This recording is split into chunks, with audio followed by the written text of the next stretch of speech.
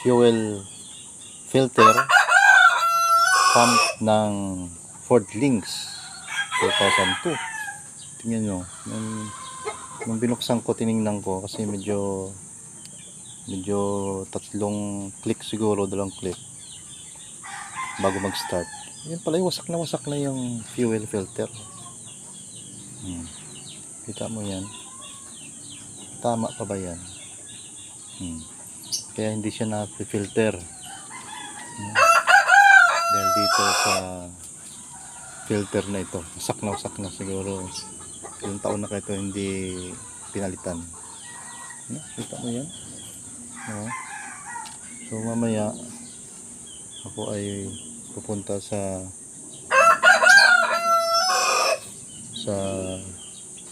auto supply para palitan itong fuel filter. Wala, may nasak na.